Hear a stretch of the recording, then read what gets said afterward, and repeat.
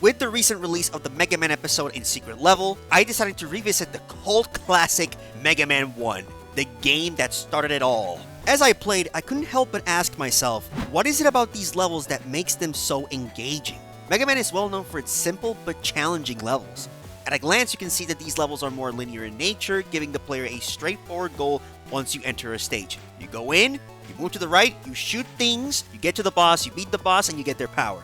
Easy as pie. They didn't tend to have branching paths or speed like the 2D Sonic games, nor have the freedom like 2D Mario games. Classic Mega Man levels are more choreographed and tailored to specific challenges, with the player required to have precision and timing, not only when platforming, but with how you deal with the enemies. The game's level design is not complex, but ironically there's a lot of thought put behind them. Now, some of these ideas are shaped very well, some of them not so much, a product of their time. And we all know Mega Man is notorious for its unforgiving difficulty, so I was very interested to learn what made these levels tick. The goal of this video is to break down the levels and determine just how well thought out they really are. I also like analyzing game design. I've always found interesting the thought process the developers have when making these games. Now, I'm not going to analyze every level because that would be a major undertaking that I do not want to take yet. And I'm also not going to be talking about the boss battles because I feel like their fights are one-dimensional. Like, they all just have that one attack that is really annoying to deal with. So yeah, I'm just going to be focusing on the levels outside of the boss fights, and hopefully we can learn something along the way. And if you guys enjoy this type of content, be sure to leave a like and subscribe to the channel. For this video, I picked 2 levels out of the 6 that I found to be interesting for separate reasons. So without further ado, let's take a look at the first one.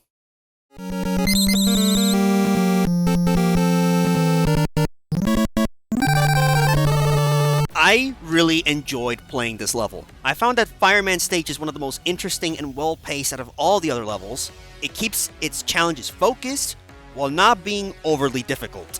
You start the level in what looks like to be a facility surrounded by lava. Off the bat, the level tells the player the locations of the enemies in the room. The player will not be able to leave the area without having to engage them. Since they are confined in a small space, they can't jump over the enemy. These enemies are called Screw Bombers, or Screwdriver if we go by the Legacy Collection, which is a pretty basic and bland name, so I'm just going to be calling them Screw Bombers. And they're spread around the area, with the first one serving as a way to show the player how its attack works. The player can get enough information to identify its patterns, how to dodge them, and the strategy necessary to dispatch them. The second room sends the player in a vertical area. Here they see a fire pillar with a ladder at the end. It also introduces a new enemy called the Tackle Fire, or Chanki if you go by the Legacy Collection. These enemies only appear in Fireman stage, and you'll see them frequently rising up from the lava, and once they reach the sky limit, they slowly descend, acting as sky hazards for Mega Man. Here the player is given enough room to digest the new information that's on screen. They can identify the timing of the hazards, the patterns of the tackle fires, and how they function.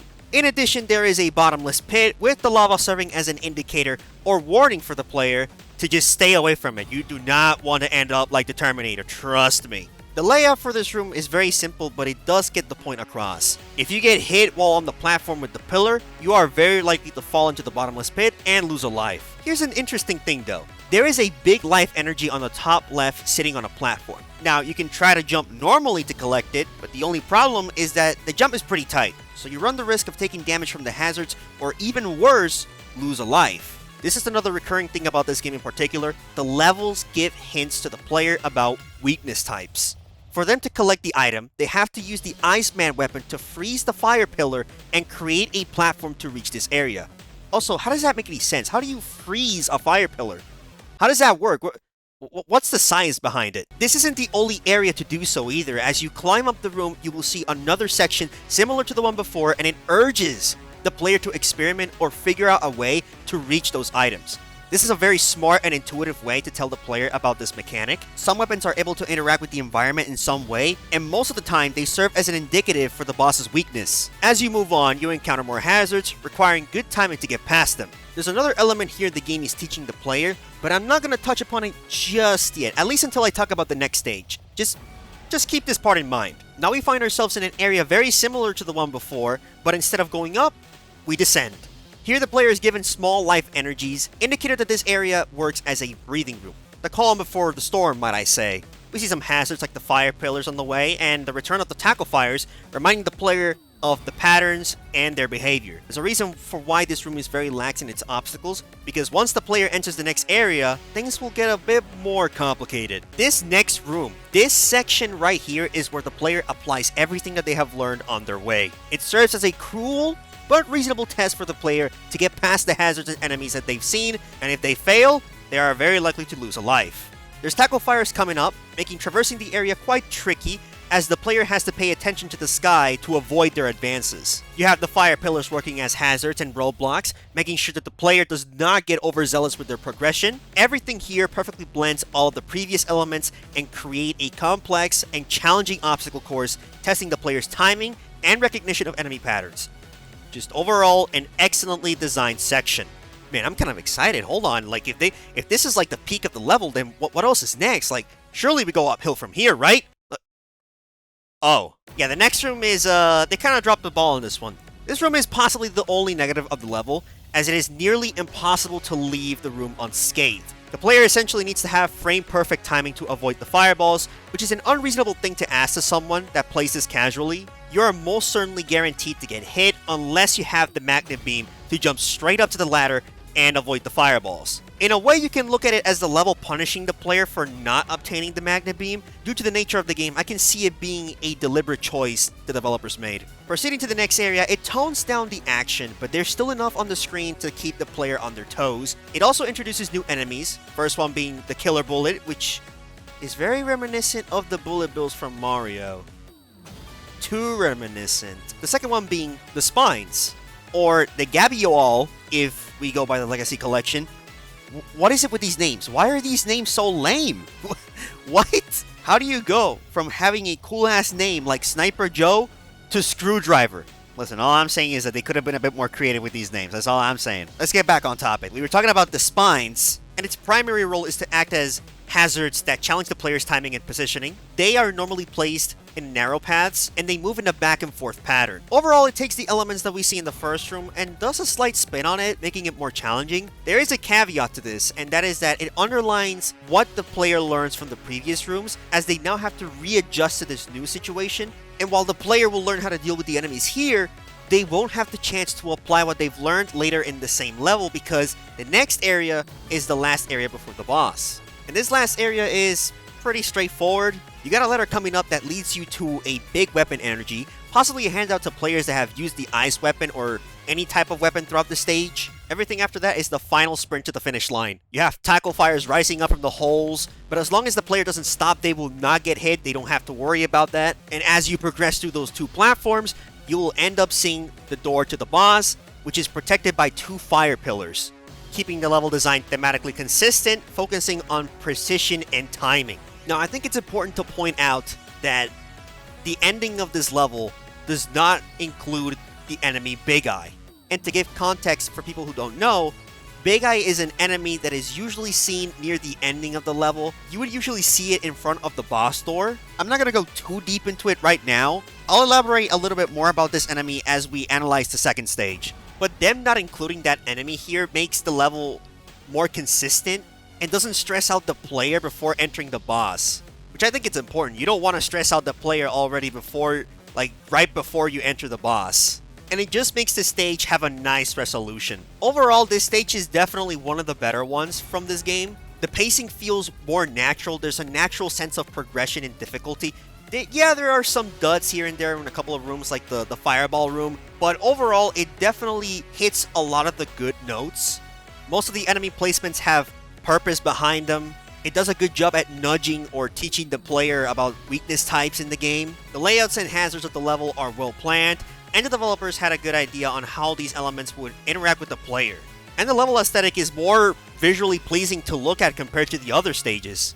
And it also establishes the base and design philosophy that we will later see in later entries. Now, I wish I could say the same for the next stage I'm going to talk about.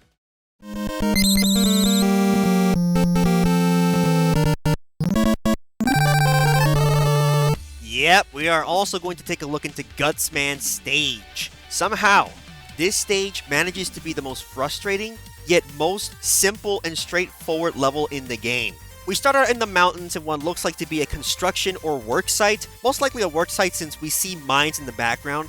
The first enemies we encounter are the Mets or Metars. A pretty easy way to deal with them is to wait for them to attack, exposing their vulnerable spot. With a good timing, you can easily dispatch them. Now, so far, so good. The level is starting fairly simple, nothing too extreme, and oh my. This single section, in my opinion, breaks a lot of the conventions established today in level design. The level just goes from 0 to 100 really quick. Now let's take a step back and see what we have here, right? Here we see what looks like a track, and it's here where we find our first problem. The coloring of the track seems pretty solid, and there wasn't a way to immediately tell that this is not a usable platform. If a new player were to come across this section, it's very likely they will try to jump on it thinking it's a platform, only for the player to fall right into their death. For you to get past this part, you have to wait for the moving platforms that travel across the tracks. Remember the lesson that I was hinting at earlier in the video? It's right here that the game teaches you a very important lesson that you will have to apply for the rest of the game, and that lesson is patience. Once you get on top of the platform, you will soon encounter that these tracks have holes in them, and the platforms can flip when they reach these empty spots in the tracks. So you have to jump at the right time to not fall off. Now for you to progress, you have to fall down to other moving platforms below you, and this sounds easy, and it is if you know the timing, but let's say you're someone new trying out the game. The placements for the empty spots are deviously put in locations that trick the player into thinking that they have enough time to reach the platform. There is a safe way to progress. The player must wait for the platform below to reach the far left end of its track, allowing enough time to land safely. If you have really good timing, you can just fuck away ball type of jump in between the holes. Alright, time to lock in. Alright. Last track. Alright. Jump. Jump. Come on, we're almost there. Jump. Jump. Come on. No! Man, not even 15 seconds into the level, and we are already introduced to a high pressure situation. We go from shooting Mets to jumping on moving platforms that require precise timing and patience, where if you mess up once, you lose a life. The level just lacks a natural build-up leading to this segment, leaving the player with no clear way to fully understand the mechanics without sacrificing lives to figure it out. Punishing players for trying to learn the basics of the level feels counterproductive and only serves to create frustration. I know I certainly felt like that during my first playthrough. Now you might be thinking, surely this sets up the difficulty of the level, right? Surely this level only gets more challenging from here, right? There's gotta be some natural progression, right? Wrong. After getting past that section, you go back to a narrow area, and you find 3 bladers that can easily be dispatched. Now, if you played any other level, or this is the first one that you choose, bladers are the most basic and common enemy you see in the game. They are mostly used for the player to get acquainted with the mechanics. This transition is so awkward. It's like if you're watching a movie, and the climax happens at the beginning, so the rest of the movie is just a constant falling action. It's just doesn't make any sense. There's no cohesion there, and that's what this level is. And knowing that there's more to the level just does not help with this sentiment at all. After dealing with them, along the way you will see a big life energy before dropping down to a lower area, making it almost impossible to backtrack unless you have the magnet beam. This area is likely similar to what we've seen in Fireman's stage, giving the player a brief break before moving on to the next challenge. Here we encounter 3 Picketmen, who offer a moderate challenge and remind me a lot of the Hammer Troops from Super Mario. These guys aren't as easily dispatched as the Bladers, but they're not challenging enough to impose a threat as they have predictable attack patterns. The placement for the 3rd Picket Man makes it a little tricky to avoid his attacks, but with patience and good movement, you can easily avoid them. Everything after this goes downhill, literally and figuratively. The player is now put in a vertical section and has them moving downwards where they're able to make a choice to which path they want to drop in. Yo, where we're dropping at? This is where we encounter another flaw in this level design. The first room has you on 3 platforms with 3 paths you can pick. These paths have no information or hints to where they may lead the player. Unless they have gone through this stage before, they are now put in a scenario where they have to blindly pick a path and hope for the best that they don't fall into a hazard. So if you guessed incorrectly, tough luck, buddy. In addition, there are spots that contain items like life energy, and these little spots are very difficult to reach. Another instance of the magnet beam being really useful. Now say for instance that the player picked the path on the left and they successfully landed safely. They will find that there are small energy lives on the left side. Now the designers were absolutely devious for this because on that side, bladers spawn. Now that wouldn't be so bad if there wasn't any spikes nearby. So if you get hit, Be prepared to lose a life. Now, the placement for these enemies is very intentional. The developers most likely wanted the energy lives to be a reward for overcoming the bladers. Now, we're not done with this section just yet because there's one more area to fall into. The right side leads you into spikes. Now, the player should be high enough for them to change course and land safely, but don't be surprised if you get caught up in the spikes. The spike hitboxes in this game are very egregious sometimes. Well, not sometimes, all the time, actually. There's also a 1-up high up on the left side, which, like the big energy life, seems like another job for the magnet beam. New players will very likely not even get there in their first attempt of the level. Well, now we reach the last area, and here... Oh no. Oh god. Get away from me. This is a Big Eye, the enemy that we were talking about previously in Fireman stage, and the enemy can take a lot of hits. That guy is a tank. Not only can it take hits, but it's also one of the few enemies that does a lot of damage. You would lose near 1/3 of your health if you got hit by it once. They tend to bounce off the ground like a pogo stick, randomly alternating between high jumps and low jumps. The high jumps give the player an opening to move underneath it, giving the player an opportunity to safely reach the boss. Now you can use that method, or you can use your other weapons to aid you in getting past them. I found a Legman's weapon to be very useful against them. It's so broken. It's just so broken. It does so much damage. I don't know what exactly their thought process was when placing these enemies near the boss doors, but my only consensus is that they wanted it to be like it's like a mini boss of some sort. It's one of the more problematic design choices in this game that thankfully isn't seen in later games. After getting past the Big Eye, you get greeted by the door to the boss, and that's where the level ends. Well, if we're not including the boss, that is. This level's main problem is just that it has an uneven difficulty curve. The level itself feels like it's just a one-off gimmick. It doesn't successfully educate the player the skills needed to progress. The pacing is disproportionate and has no cohesion. Granted, not all of the levels are like this. Cutman and Bombman stages are well put together, as well as Fireman stage, of course. And thankfully, this is something the developers learned from, as the levels in later games have a more balanced difficulty. Now, this game released during an era where gaming was in its infant state, so there wasn't many guidelines that defined what made good level design. Of course, Super Mario Bros. Released and it defined a whole new genre, but Mega Man took that genre and did something new with it, using it as a basis and combining it with action elements. The developers clearly aimed to make this game stand out from its competitors. At the time, the level design needed to include unique elements that weren't commonly seen in other games. So enemy placements and level terrain play a critical role in shaping the structure of these levels. And I know, listen, this might seem obvious, but when you compare it to a game like Super Mario Bros., the differences become apparent. Mario games often use enemies to teach players core mechanics, such as timing their jumps or utilizing power-ups. In contrast, Mega Man takes a more strategic approach. Enemies aren't just obstacles to avoid, they're integral to combat and often require careful planning and patience to defeat. And the weakness mechanic plays a big role in this, with players using specific weapons to gain an advantage, not just with normal enemies, but with the bosses too. And this concept becomes a staple throughout the Mega Man series, not just with the platformers. We see this in Battle Network and Star Force. And it's this that adds layers to the gameplay. Like, the player aims to get through these battles unscathed or trying to take as less damage as possible because every bit of health will be crucial.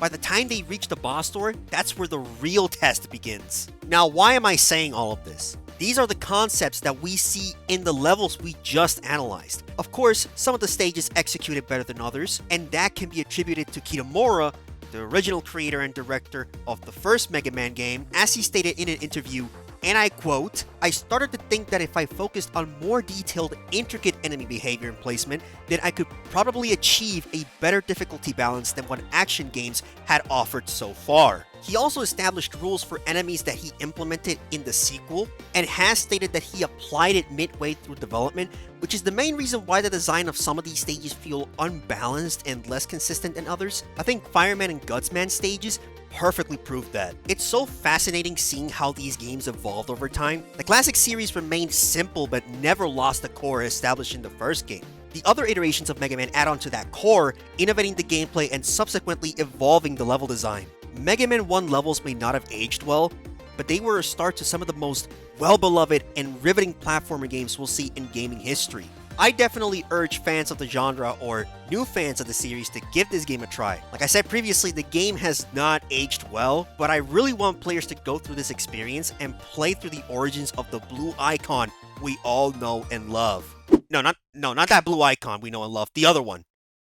There we go. And with all that being said, I think I can say that that's going to wrap up the video. Thank you guys so much for watching. I had a lot of fun playing through this game. Well, fun is a strong word. I would say enjoyed it for the most part, but it's a Mega Man game. Especially, this is the first Mega Man game, so I can't expect it to be a sweet ride from beginning to end. But I did have fun analyzing the level, so at least there was something good that came out of it. And if you guys want to see more of this content and or have any observations for the level design in this game, then let me know. Like, I'm always interested to see perspectives from other players and other fans. Also, I want to give you guys a big thanks. We've reached 100 subscribers in the channel, and I really appreciate you guys for supporting the content. 100 subscribers may not seem a lot, but it's a big milestone. So yeah, I appreciate you guys. Thank you so much. And with that being said, I'll leave y'all to it, gamers. Drink lots of water and have a happy new year. Till next time.